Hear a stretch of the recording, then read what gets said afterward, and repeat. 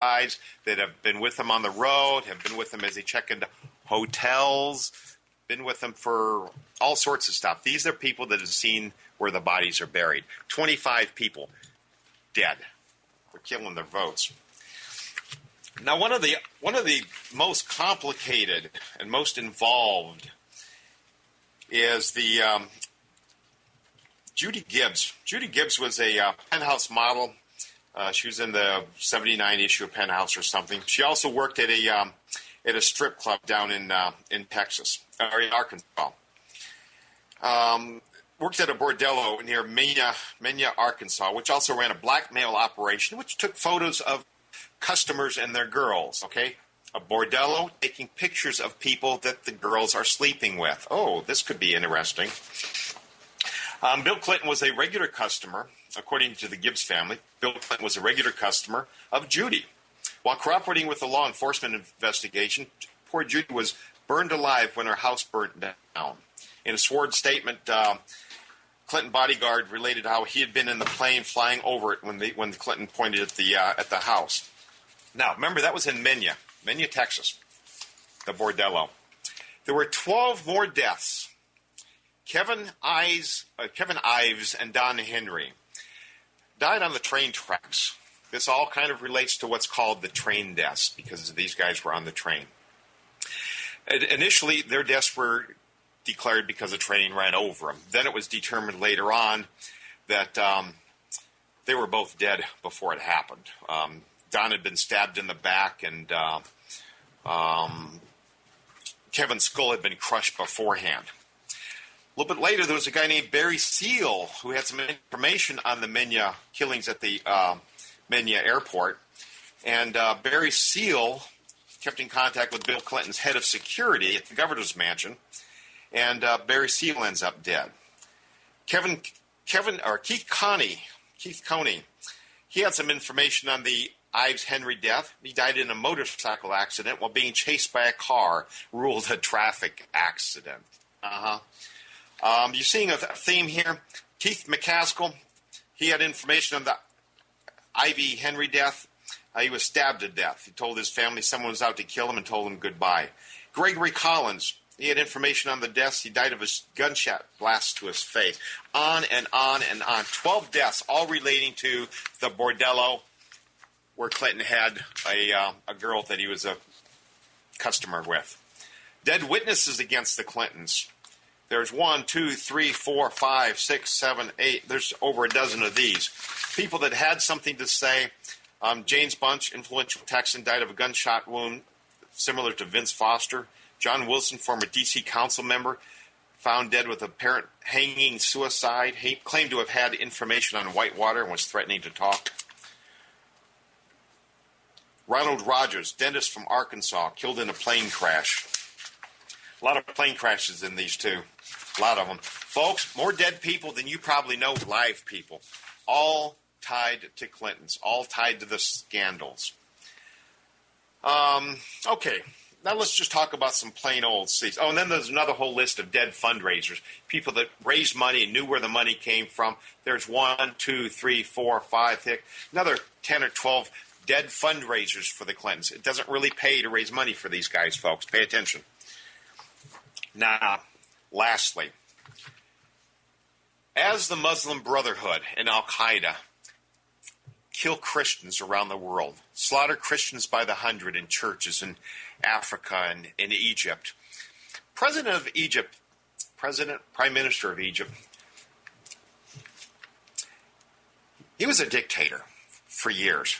He was a dictator. He ruled with a stern fist, but he kept the peace. Mubarak never had a problem with Israel living next door. He kept peace between them, the Palestinians, the Iranians. He was a decent guy as dictators go. He didn't rape people the way the Husseins and all them did. Iran and Obama wanted him out of there. They wanted the Muslim Brotherhood brought into office. So they did all that. They funneled money over there. They got weapons into the, quote, protesters' hands. This was Al-Qaeda. This was the Muslim Brotherhood. They raised up. They threw Mubarak out of office.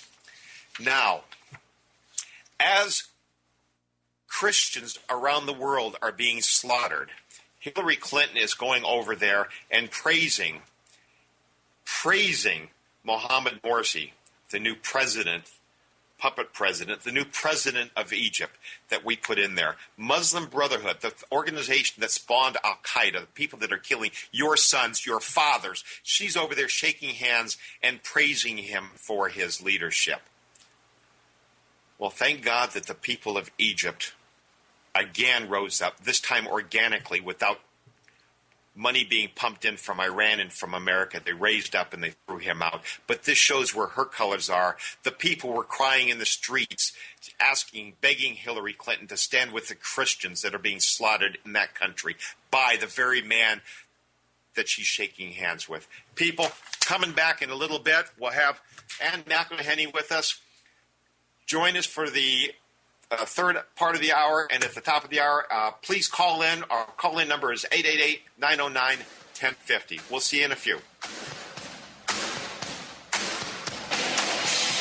KCAA. Guardian of our constitutional republic, founder of PatriotRadio.net. Ladies and gentlemen, Tom O'Halloran. Stuff your pockets while Rome is burning. Welcome back. This is Patriot Radio. Coming up next, my friend Ann McElhenney will join us. Ann is the executive producer of Gosnell the movie. Kermit Gosnell killed more people than Gary Ridgway, John Wayne Gacy, the Zodiac Killer, Ted Bundy, and the state of Texas. In a 30-year killing spree, it's thought that he killed thousands of babies. He's the abortionist that was convicted last year, arrested right here in Houston, about the same time as Jodi Arias was convicted of killing her boyfriend. Now, Jodi Arias killed one person. Hollywood loved the story. They've already made a movie of it. It's already played on TV several times, but they won't touch the Gosnell story. They won't touch it at all. Meanwhile, Ann and her team had to go to crowdfunding to raise the money, and just in the past 24 hours, she surpassed the $2.1 million she was looking for to make the movie. Ann, welcome to the show. Congratulations on hitting your goal. It's great to be here, Tom. Thank you so much, and thank you for all the shout-outs. Yeah, I'm so happy you reached the goal. Great. Thank you. Now, your team did Frack Nation as well, didn't it? That's correct. That's right. We released Frack Nation. Did you use crowdfunding for that show? Yes, we did. We did crowdfunding on Kickstarter for Frack Nation. We raised over $220,000 from 3,000 people in 26 countries. It was absolutely amazing and a really humbling experience. So many people turned up, but nothing like the crowd that turned up for this. We've over 25,000 people who have decided that they want to stand up for the truth. They want to end censorship. They want this story to be told, even though it sheds a very negative light on abortion. That's what they've done, and it's just been great. And even though we've surpassed our goal, we want to keep going. We want more people to join the fight. Anyone listening, Go to gosnellmovie.com, give $1 and stand up for truth. Stand up for the fact that this guy who murdered babies in the third trimester of life, they were born alive, they cried, they moved about, wriggled about, and then he plunged at scissors and severed their spinal cords and murdered them. And he did this thousands of times, and the media decided not to report on it. We're going to make this guy a household name. That's what we're going to do. And if people want to help, they can go to gosnellmovie.com right now and do that.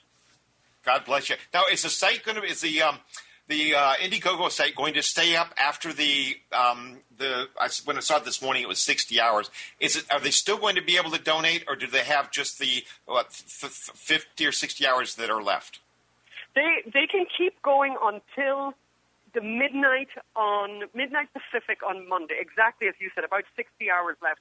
After that, the Indiegogo site, the project will always be there. People can go and look at it, but they can't give money.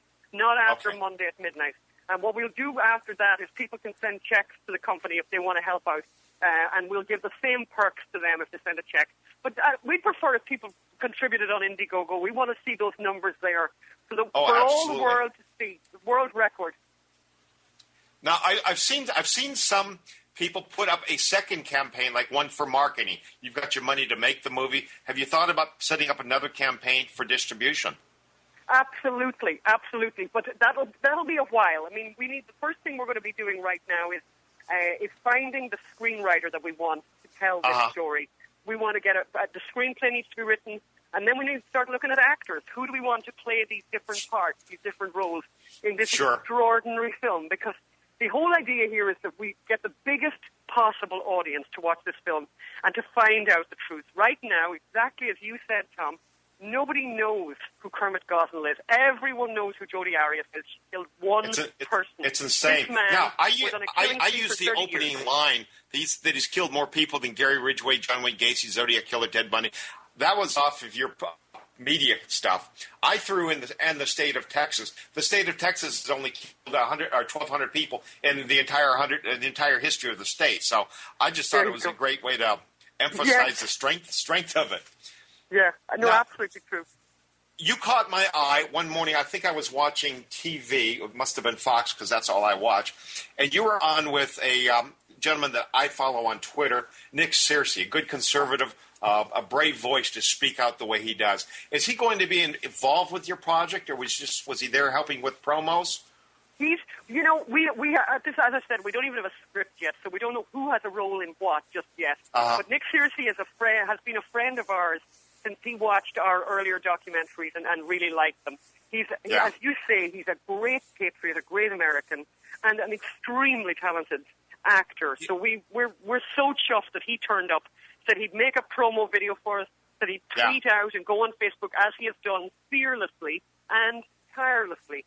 And he's just a bit like yourself, Tom, actually, who has been a fantastic supporter and somebody we've never met you, but we've been tweeting to each other, I know, for quite some time, Tom. For quite a while. I'm pleased to have been able to participate and help raise some of the money that I don't think any more than 2 of the 2 million was off of my tweets, but whatever my help was, I'm pleased and blessed to have been a part of it.